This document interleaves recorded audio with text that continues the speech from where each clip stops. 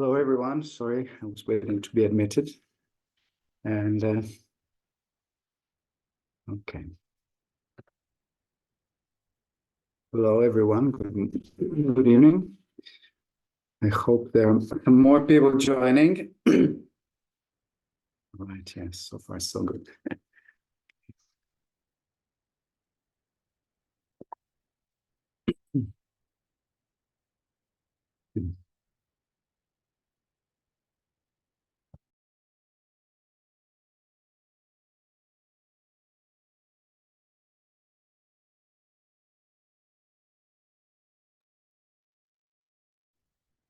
Hello, everyone. I hope you can hear me. In just a second, we will allow people to come in and then we will start. Okay.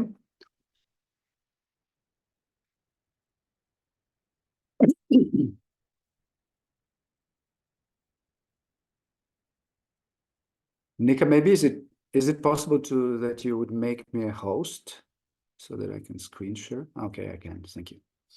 All right.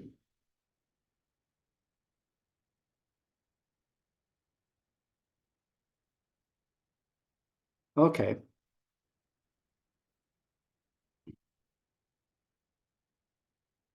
Can you hear me? Okay, great. Okay.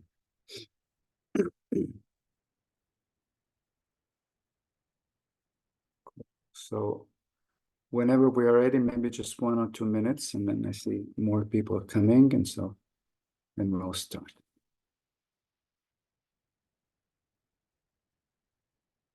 Okay.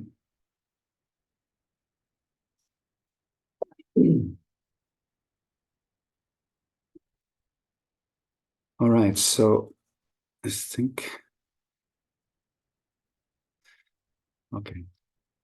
I don't know if there's anyone waiting, but maybe Nika, you and someone else can just admit people. Hi, sorry. And all right.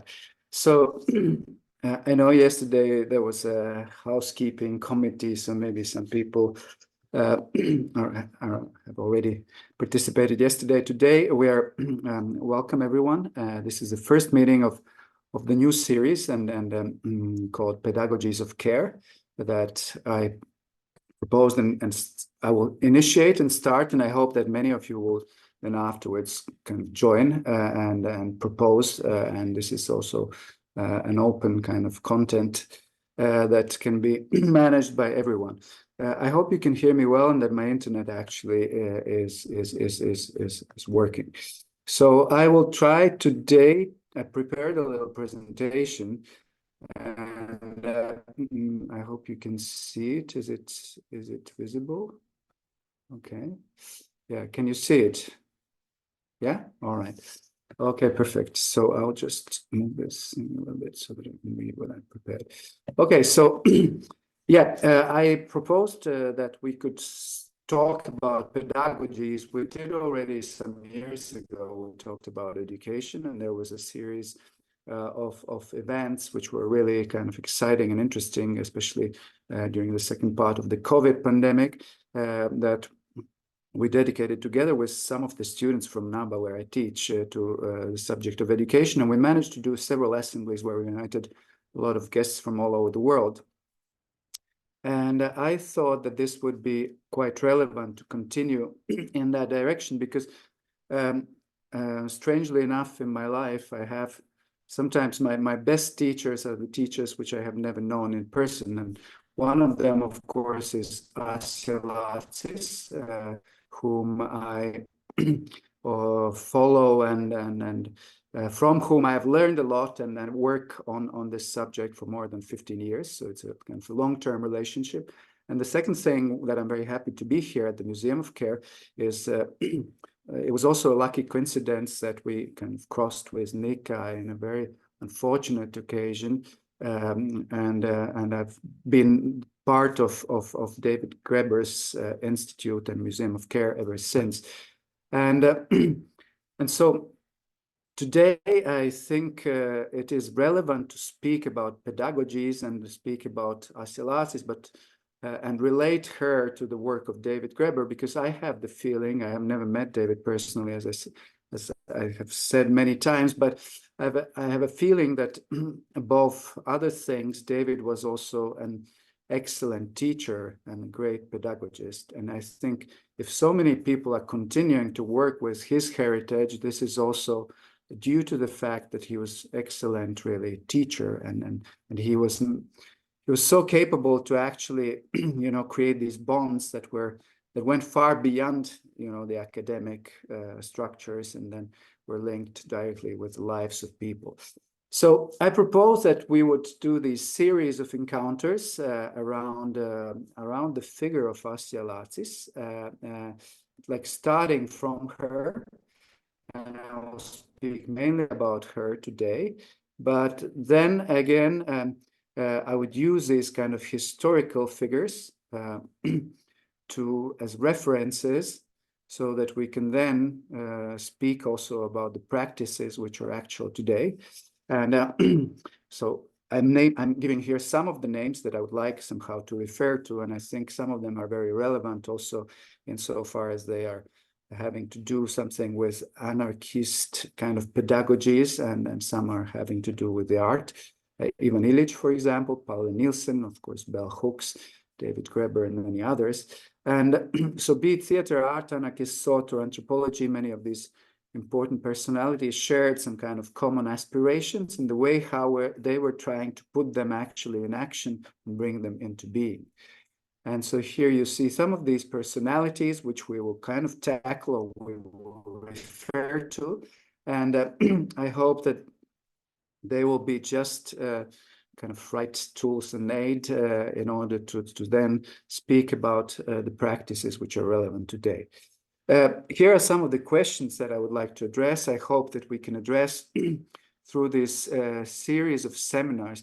And as I said, I have in mind certain guests that I would like to invite, but as I mentioned, I know that among you are many practitioners or people who have studied with David, who are still practicing or working as a teachers, working with kind of different pedagogical ideas. So please reach out to me, reach out to Nika, and propose kind of interventions, propose who could be part of this series, and then we could definitely allow these people to join.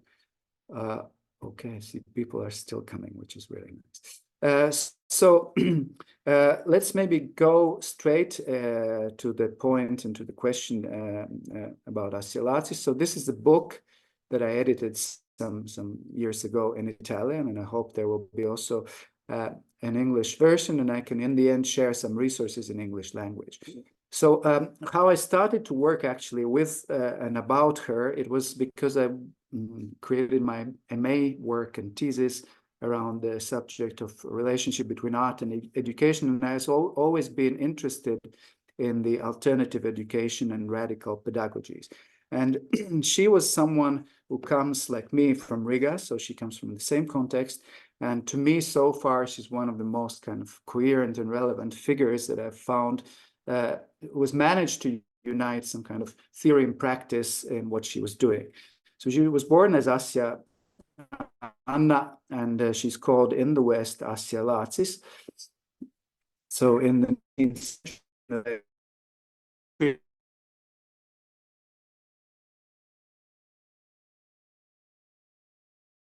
run quickly through her kind of brief biographical data, and then I'll try to read some of the relevant things about her pedagogy, okay? I hope you can all hear me because nobody interrupts me, so I'm going on. All right. If in any moment, if you don't hear or something, just give me some signs. Okay, so this is kind of topography that kind of describes her life. She was born in the countryside, actually in Latvia. She studied in Riga, and then went on to study in St. Petersburg, in Moscow. Then she went to Oriol, then to Berlin. She traveled a lot to Capri, Naples, Paris, Rome, Riga, Moscow. Then she was also imprisoned in the Stalin's camps in Burma, and then she finally came to Valmiera and then back to Riga. And so this just shows how she was a kind of a, trade union between different avant-garde traditions in Riga, in Latvia, and in Germany. And if we go on, so this maybe I can share afterwards. This is just a kind of brief brief bio, but she also managed to study actually in some very kind of progressive institutions, which were, one of those was Bekhtérev's Institute or Psychoneurological Institute, which was a very interesting kind of institution in St. Petersburg. Then also Shanavsky Cultural University and the very important Komisarjevsky Theater Studio. So somehow she's actually, during her studies, she is a witness of all the revolutionary events in Russia, but also for all these kind of cultural richness. And she sees the theater of Yevrinov, of Meyerhold, and so on and so forth. And of course, she's formed on that kind of avant-garde background. And then she visits Germany, and there she meets Fritz Lang, she meets Bertolt Brecht quite early on in his career, and they collaborate. She discovers the political theater of Erwin Piscator, and then she knows also Bernhard Reich, who in the end, towards the end of their life, they will marry. And she assists Brecht actually for the life of the Edward II in Munich. And then in Capri, she will meet with Walter Benjamin, and that's also, she's kind of notoriously known from, or by Benjamin scholars, somehow she's depicted in a negative manner because she's the one who somehow detours, the whole intellectual trajectory of Walter Benjamin towards Marxist ideas and towards kind of more left-leaning thoughts. And Walter Benjamin, instead of perhaps continuing his path in the academia, he goes to Moscow. He follows her to Riga, then to Moscow, and he really starts to experiment also with writing, and I think in a very interesting way. And then they actually will live for a brief while together in Berlin. And then she would be always linked with, people such as Sergei Tretyakov and other kind of progressive filmmakers like Dziga, Vertov, she was a kind of representative of Soviet films, and she distributed them in Germany and so on and so forth. So this is some of just the biographical photos. But one of the things that interested me, apart this kind of very fascinating biography, and I'll speak about that more, that very early on, already in the 1918, just about when she finishes this Psychoneurological Institute, when she graduates from there. So here you can see some of these mass kind of Yevrinov's remake of the October Revolution, like a mass play with 30,000 participants.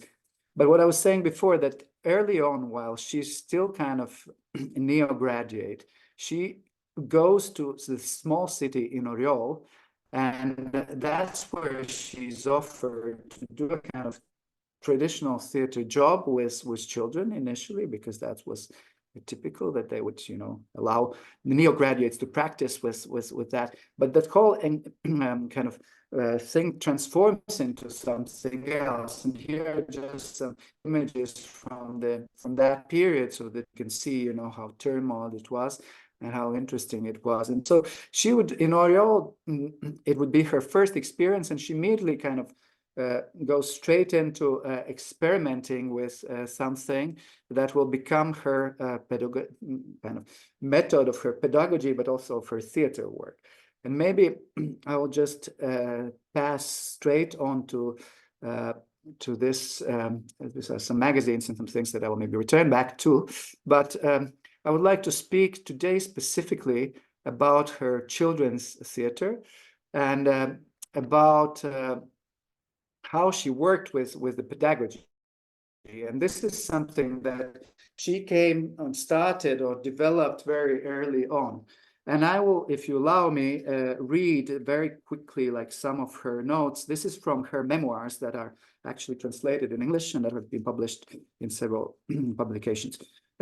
So in 1918, I went to Oriol. I was supposed to work as a director in the municipal theater. In other words, to follow the traditional theatrical path and make my career. However, things turned out differently.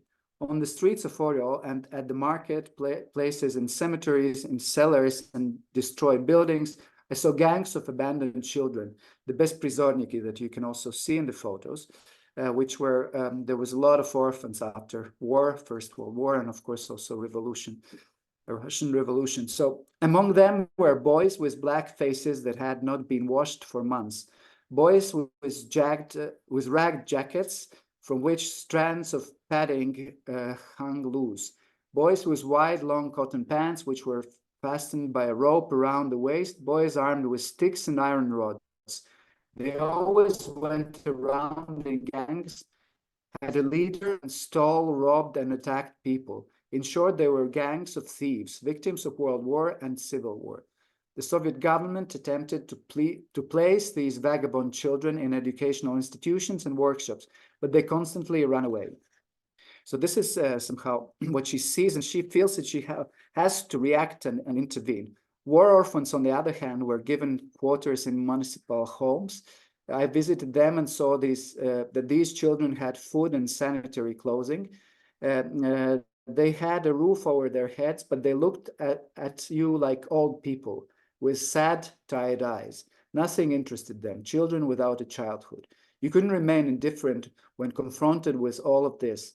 I felt I had to do something, and I knew that children's songs and nursery rhymes would not be enough here. In order to get them to break out of their lethargy, a task was needed which would completely take hold of them and set their traumatized abilities free. I knew how great the power of making theater was and what it might do for these children. At that time, I was living in an elegant aristocratic house where the heroes of Turgenev's A Nest of Nobles were supposed to have lived. The rooms, she proposed this new idea that she could work with street children, and it was approved. I was convinced that we could wake the children and develop them through play. It would have been easy just to select a suitable children's play, distribute the roles, rehearse the children, and prepare for a performance that would have kept the children busy for some time, but it would hardly have been beneficial for their development. As soon as you rehearse a given play with children, then you are working from the beginning towards a set goal, the opening performance. The children constantly feel a foreign power that leads them and compels them to do certain things, the director's power. That way, I could have not achieved my goal, their aesthetic education, the development of their aesthetic and moral capabilities. I wanted to stimulate the children so that they could see better, distinguish sounds, and make useful things from raw material. I divided the work into sections. The children did painting and drawing in order to develop their ways of seeing. This section was led by Viktor Shestakov, who would later on become a set designer for Meyerhold. A pianist led the musical education. Then there was technical training. The children made their theater props, buildings, animals, figures, and so on.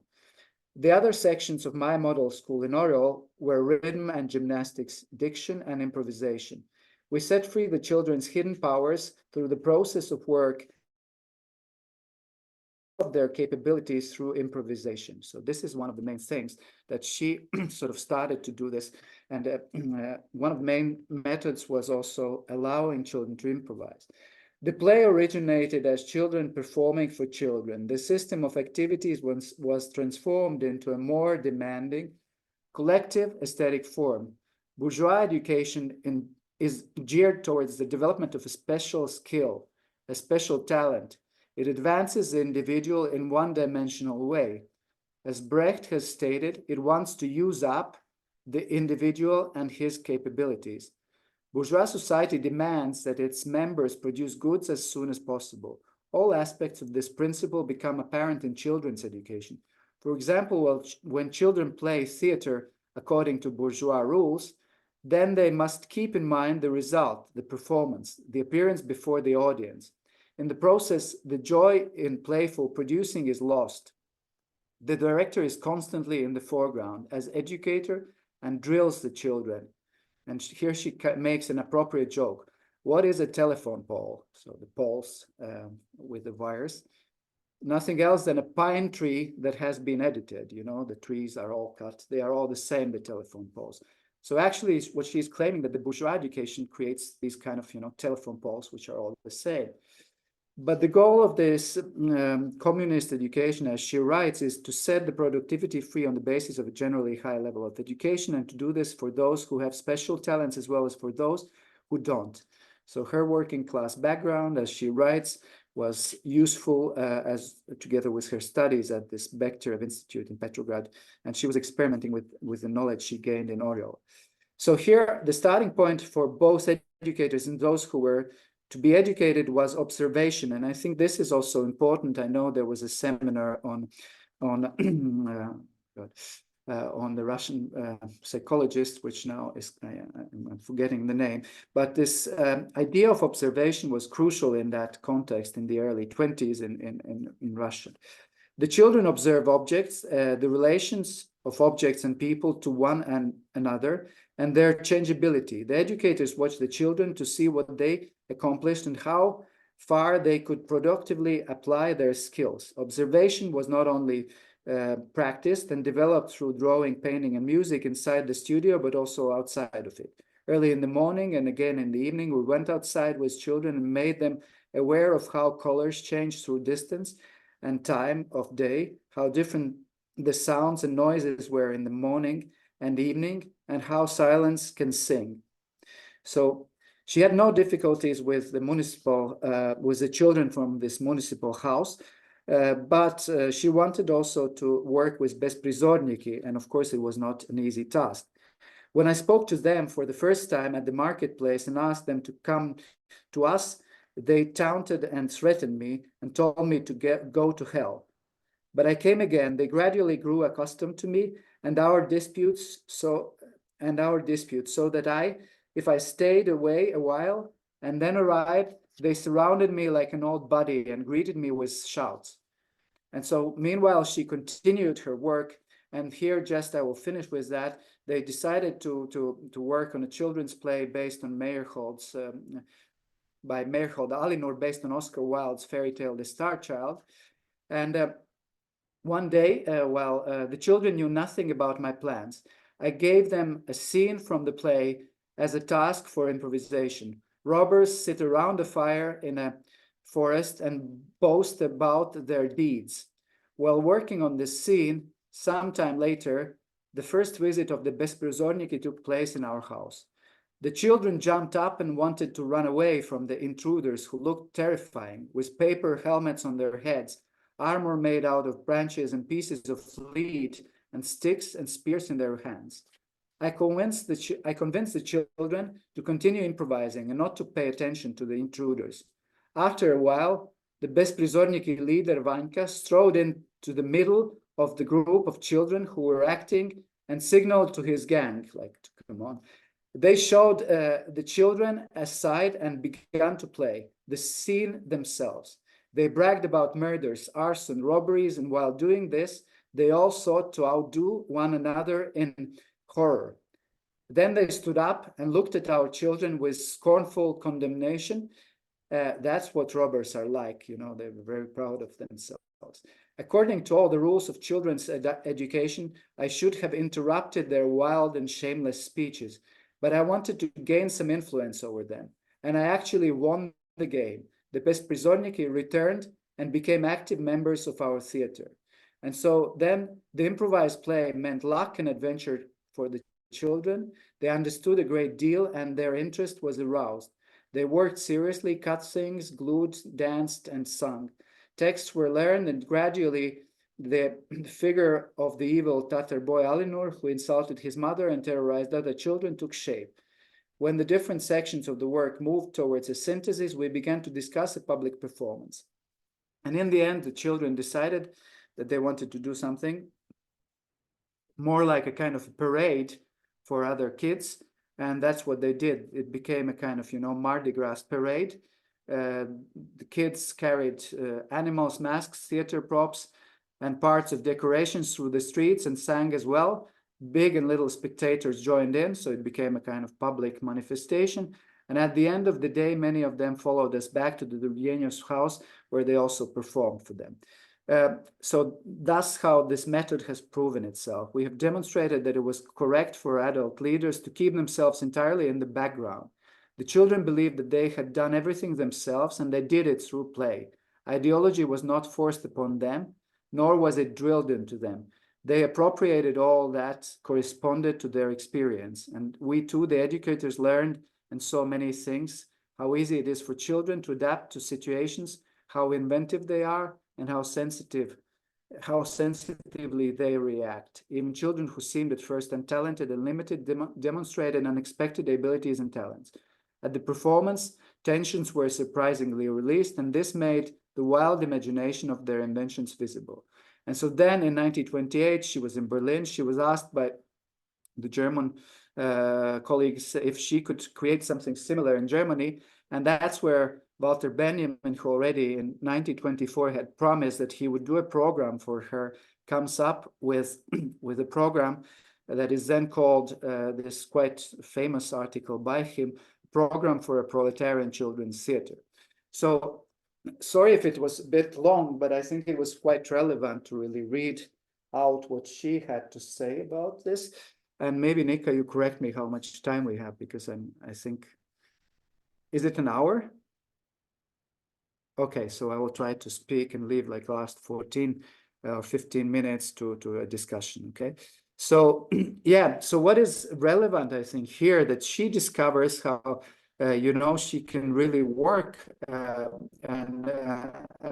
with these children through this very interesting practice where she learns and they learn all together. And so this is, for me, was like kind of the most relevant thing. And of course, afterwards, here you can see some of these photos from actually this situation in Oriol. And I was really fascinated by, initially I found this text of Walter Benjamin. I was thinking, how comes he was so much interested in the children's theater? And then only later on, I kind of put all the pieces of the puzzle together. And I, of course, understood, as many others, that this was based on a true experience that happened in Oriol. And so this is the first thing that I think is really the foundational thing for her, and why she was also so interesting and influential, and kind of transferred some of her ideas to the others. Brecht at a certain point will start also to work with this idea of pedagogy, for example, doing these kind of learning plays. Then also Benjamin always have kind of been interested in the pedagogy and childhood. He was a collector of children's books and toys, and he will also experiment at a certain point with radio plays for children with this new format of radio. Both he and Brecht, they will kind of do experimentations with radio, and Benjamin did several readings of his plays. Sadly, none of them are kind of still. There are none of the recordings of his voice, but we have the actual transcripts, and there's a very beautiful book called Radio Benjamin, where this research on these experiments with media are collected. But if we go back to Asja, so maybe I can skip a little bit back and go to this kind of moment when of her biography. So she at a certain point will go and work also several times, like back and forth to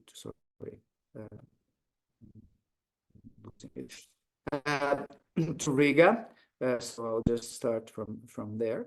And so after this Oriol experience, she will come back in the 20s, and she will work with workers and non-professional kind of theaters in Riga, and also with children. And that's also something quite interesting. She's not interested in practicing the old kind of theater in a new way, but in the old setting, which is the theater. She's more interested actually in all the forms of the theater that are kind of going outside of this institution.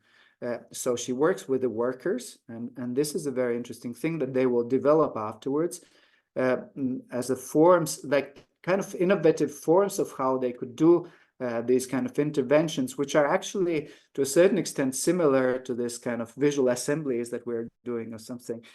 For example, one of the forms that they developed at that time in Riga was called charades. And that meant that they would create a kind of a play where they would put in action, in front of an audience, there would be a kind of different small fragments of that they would perform, and the audience would have to actually guess the word that they were kind of, and sometimes this would be, I don't know, revolution. So they would perform for R, they would perform, and it would be very engaging for the public, you know, that they would be really trying to kind of guess what is the letter, so that in the end they would get the full word. And then afterwards they would have this dispute and discussion.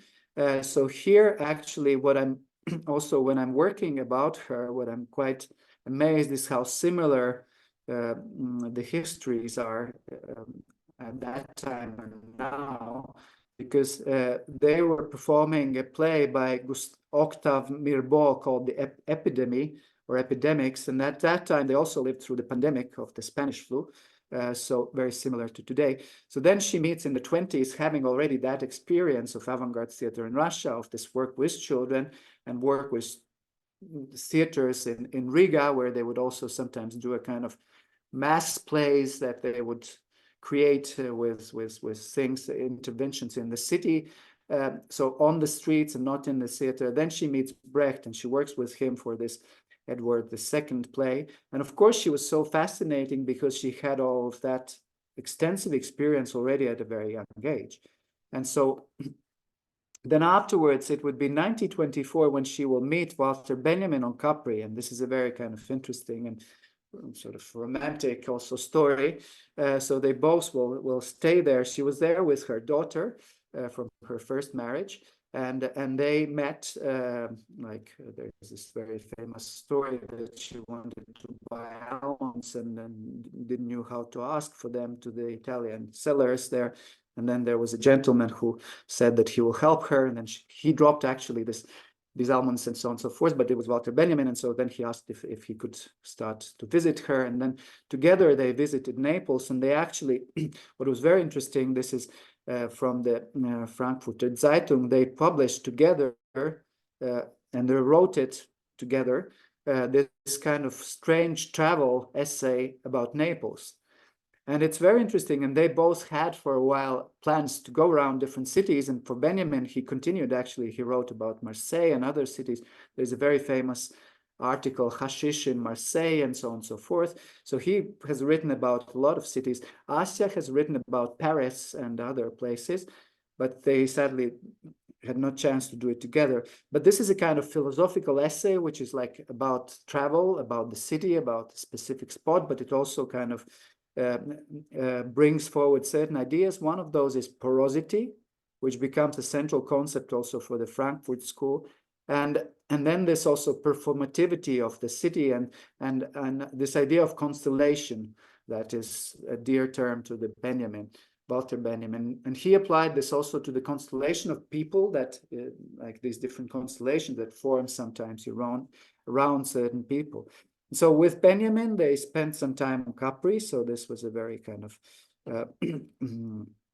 productive and interesting time for them. She posed very interesting and strange questions to Benjamin. She asked, why are you interested in the past? Why are you not working on the contemporary issues?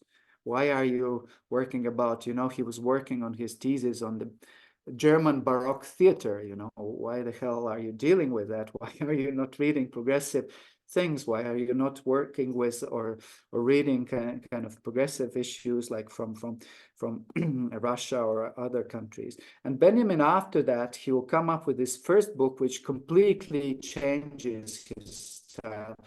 It's a book called One-Way Street, Einbahnstraße.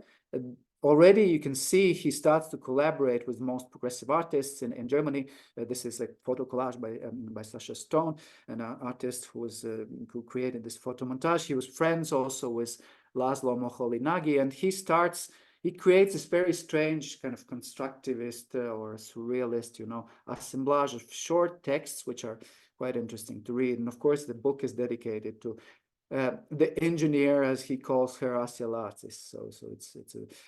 So then what I try to do with my research, I try to reconstruct like how come she has been forgotten and why she has not been recognized in her own right as an intellectual.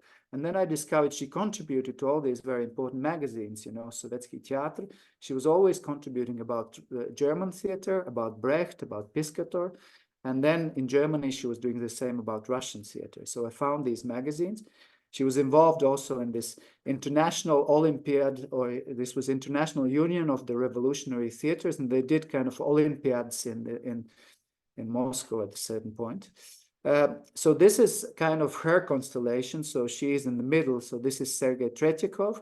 You have Erwin Piscator, this is Bertolt Brecht, this is Bernhard Reich. So there are some other kind of members, I don't recall all of them. Dudov, who was also, I think, a Hungarian director. So she was with all the most progressive guys of her time. She was always guiding them around Moscow, and she was very active. And so this is her daughter in the background. She worked also on this film of Piscator. He did it in Russia, so she was assisting and translating with him, and he actually contributed on her theater plays. And then she also started to work on, and she of course occasionally did work with traditional theaters. This is Latvian Theater Skatuve in Moscow, and then well, she is the one who introduced Benjamin and Brecht, for example. They didn't know each other, even though they were also at the same time on Capri. But then later on, she introduced, and this became a very important friendship because Benjamin at a certain point lived in Denmark, in exile, also at the Brecht's house. And here you can see them playing chess. But that's why the members or friends of Benjamin, Scholem and Adorno, they sort of started to really hate her for this because she kind of derailed their friend into another realm, and afterwards, like up till the 30s, she was actually like there was an exchange, and she was in Berlin, and in the 30s, then she established herself in the Soviet Union, and she was trying also to help Benjamin to come and work there, but she didn't manage to, and we can say luckily, because then in the 1930s Stalin started to come up with his all these repressions, and she ended up in the prison camps in Kazakhstan. And after that, she returned to Latvia. She worked in this Valmiera theater because the ex-political prisoners could not stay and live in the cities with more than 10,000 inhabitants.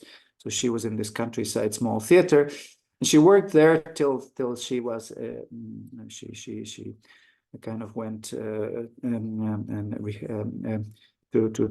she became a pensioner afterwards. Like she retired. Sorry, I was not finding the word. And then she reestablished the contact with Brecht and Piscator, and then she officially actually joined the party only in 1950s. She married finally Bernhard Reich, who was also an Austrian director who was not so indecisive as Benjamin, who actually went to Moscow and stayed with her there.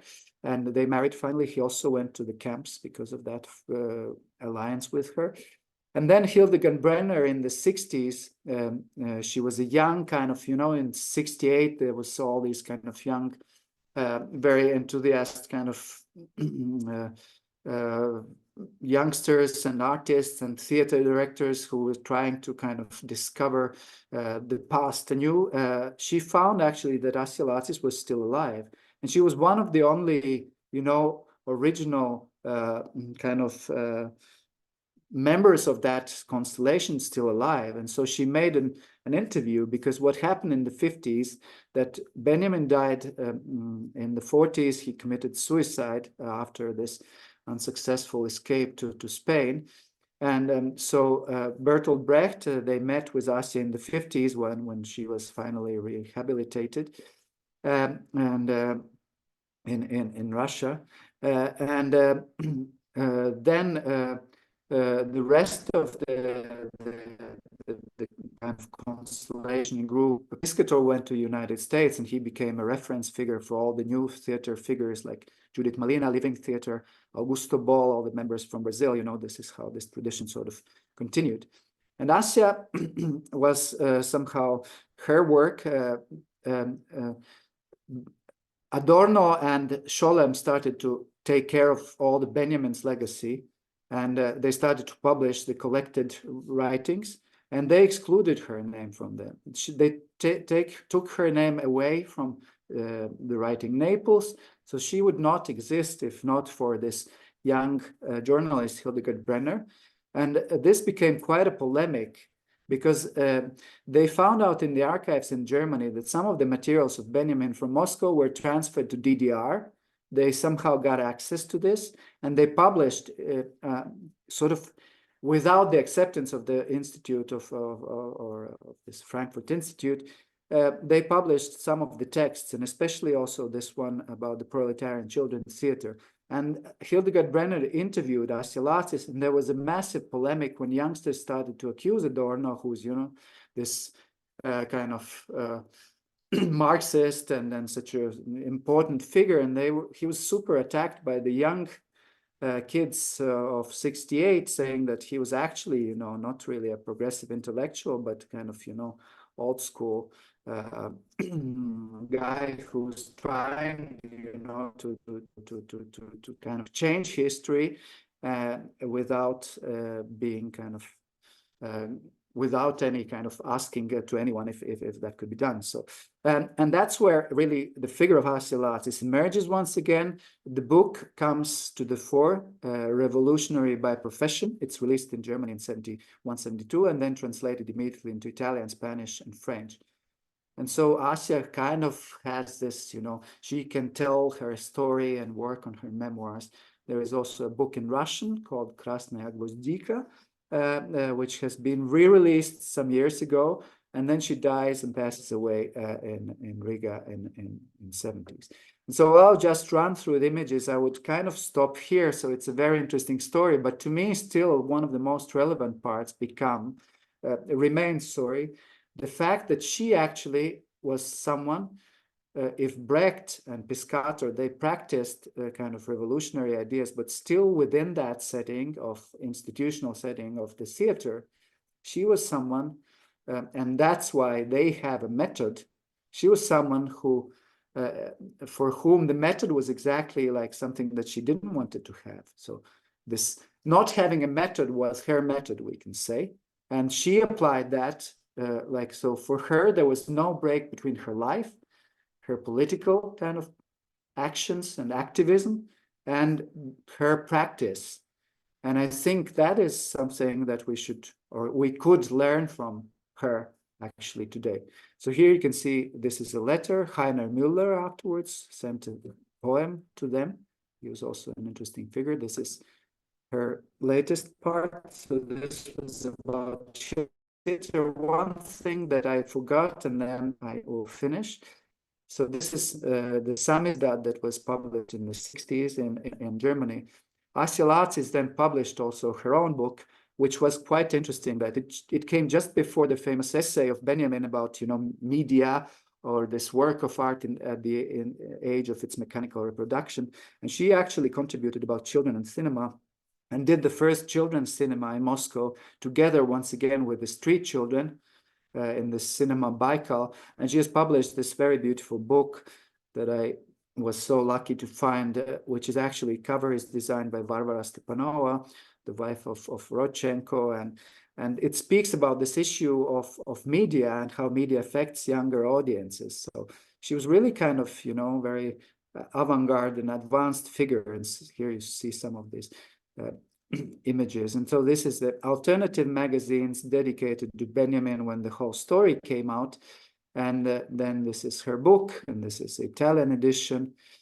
And I could go on and on for hours. But I think what is important, and what kind of comes or transpires through her work, that also in the 60s, these kind of figures such as Augusto Boll or the others who were experimenting with theater and animazione teatrale or community theater ideas, they finally found in her works a kind of important reference figure. You know, that's what some of these people have told me. And also, and this is not by chance, because also, as I said, through Piscator, for example, some of the ideas, very similar ideas, were transmitted to those parts. And then I wanted just to mention that then I have sometimes tried to link that tradition to the practices of today. And I think this is relevant to mention this. This is one of the theaters that is called the Freedom Theater. It exists in the city of Jenin in Palestine. Where they also use a very similar methodology.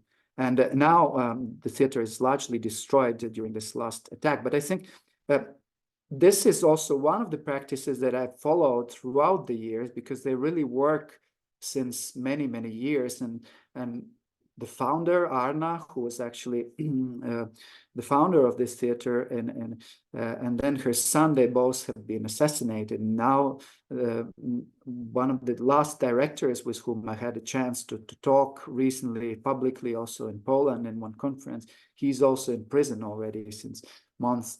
But they kind of continue also amidst this dark times. They continue with this idea that this practice of theater can be very relevant and actually help. And I think I would like to end today with that. And then similar experiments have happened in other places. And I have done several exhibitions on Asja, from Documenta 14 that invited me to do a small project on her, up to two other projects. One was in Riga, and it was called The Engineer of the Avant-Garde, and it played a little bit more with these different materials that we could exhibit there. And then, so the last part, or the last exhibit so far that I've done, it was also in Istanbul, which was also a kind of laboratory where we put at the disposal of the people, local artists, these materials. And then there was interventions, and artists who were working with children, theater, and pedagogy were actually kind of involved, and they participated in that. Okay, so I've finished what I wanted to tell about the figure of Asja Lācis. I had a feeling, and I don't know if Stephen is here, or if we still have someone who could maybe elaborate on that, but I was saying yesterday that I found it very relevant, and maybe Nika, you could comment, to maybe link this example to the work also of David, and to some of the notions that he comes up with, and one particular notion of this spiritual violence that he uses in the book Bullshit Jobs, when he speaks about this fact that sometimes people are forced to do. And I think this applies not just to the jobs that people don't want to do, but also to the education, which is really sometimes you have to learn, or you are supposed to learn some things which you kind of intuitively know that are actually leading you in a totally wrong direction, or they will not be kind of useful in your life. And so you have to sort of undergo this. And I think also everyone as a child has bullshit education. That's brilliant. Yeah. So we all sometimes undergo these situations, where we have no agency to kind of rebel against that. And I think that's something relevant that I would like to put here on the table. And I think Museum of Care is the right context where we could discuss that. And if there are practitioners of radical pedagogies, or please, speak out, suggest guests, and suggest other people. I will try to invite some of the people from the Freedom Theater. If they can speak, I have no idea, because they have not answered so far. And also some people from Brazil and other places with whom I have collaborated. But if you have someone whom you could suggest, please allow me, speak up and let me know what are your thoughts. Here's one question. Stas is asking, I wonder how she compares to Makarenko. So, I think it is kind of illustrative that Makarenko's method became the method that the Soviet regime embraced, and Asja's method somehow was not really fitting in. And to me, this has been an open question, but I think it is also because Makarenko was more focused on this, labor as a kind of a therapy, or he was doing these labor camps, and allowing the kids to learn craft and then to become good members of the society. I think she's doing something else here, much more kind of anarchic. And I think that's maybe was the problem with that type of pedagogy. It was too open. I think it was really about, giving these kids the freedom and the agency to act and to think about what they can do afterwards also in their life. So I think for me, that's the difference, but I'm not entirely sure. And of course, she was also linked actually to the wife of Lenin, Krupskaya, and she was in that kind of collective. I think some research, more profound research has to be done about this work. It's very early on in her career, and there's not very many materials that we have from that time. And so maybe, but this was not embraced by the Soviet regime as a kind of, system that could work for everyone. So we can still think of reasons. So I wonder if there are any other comments or questions. Yes, please. So I would just thank you very much, Andris. That's amazing. And so I was thinking that what we can do, we can create now a room in the Museum of Care, started to collect all of the names that you mentioned. And if you will be willing to share your presentation, we can also put some kind of link to that, and of course link to the video that people were asking. But then since we are working now on doing something in St. Vincent, hopefully then we can curate some more actual things with actual kids and actual, communities that will allow us to, to implement some of this methodology that is absent of methodology, and it's that's connected to the realities of the people on the ground. But yes, so of course I'm super interested in all of that. My background is also in the theater, and it's just the dream team for me to be involved. Yeah, thank you very much. So, and if you know, like the next, if you have any ideas, who would you want to invite for the next month, or if we can help somehow, then that's really amazing to know. There is a group in Brazil called Contrafilé, and I would like to, I wrote them, but I hope they will answer me also soon, because we have not been in touch since some years. So I hope I now asked for their latest emails, and I will connect with them. There is also this good school, which is in Indonesia, which is I can also then afterwards share these kind of links and with everyone and propose. I would not really like to be someone who curates this, but rather I started, maybe initiated this, and then if the others would like to join in and propose, that'd be really great, and so that it becomes a collective endeavor and not just kind of, that I'm inviting guests or I can take care of these meetings, but then it would be great if the others also would suggest whom they want to see here.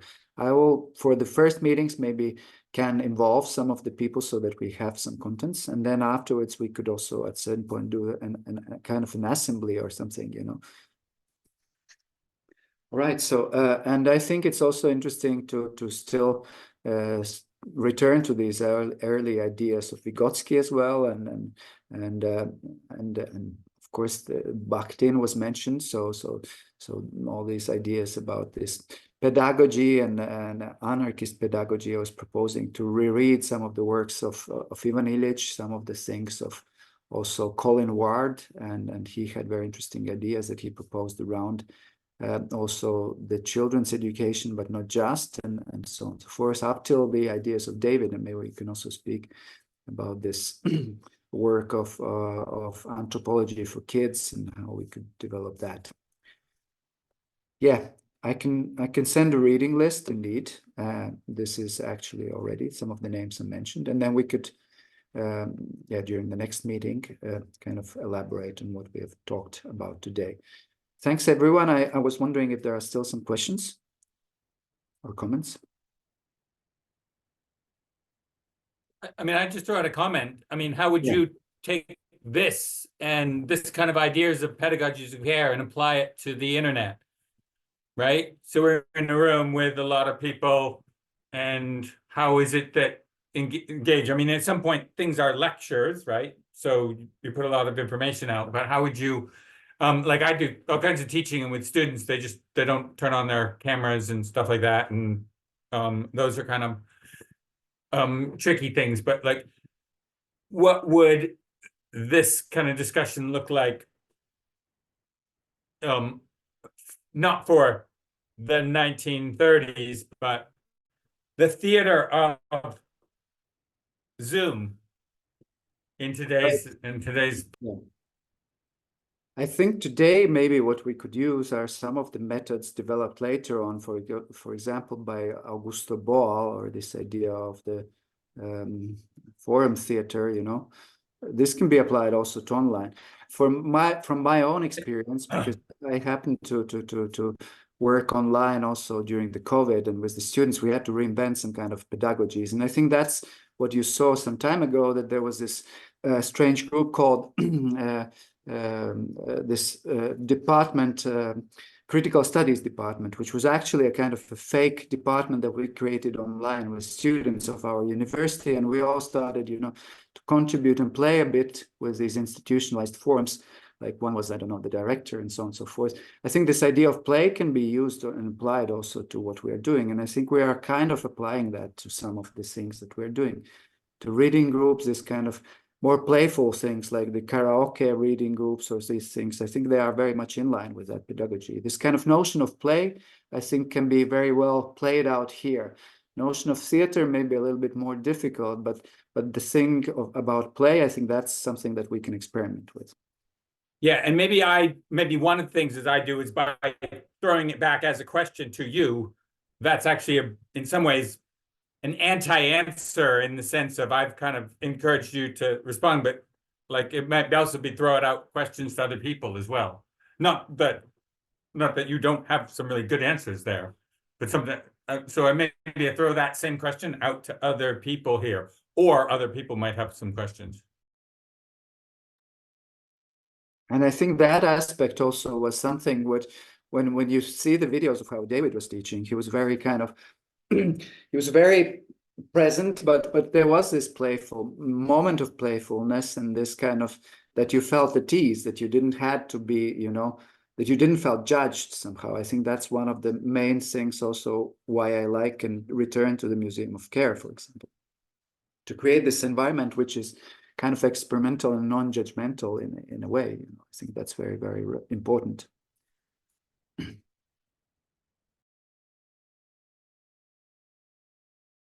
All right, so I don't know if there are some more questions. If not, then I would say that thank you so much for being here tonight, and I really tried to share in this very brief time all my knowledge. I know we're over time, so sorry for that, but hopefully see you all soon, and hopefully see you all next month for the second meeting of the Pedagogies of Care, which is a notion that we should elaborate together. I still don't know what that is, but I hope we will, towards the end, understand what we are exactly talking about. Okay, thank you so much. Bye-bye, everyone, and see you soon. Take care. Bye-bye. And thank you for participating. I see some of my ex-students. Thank you. Bye-bye.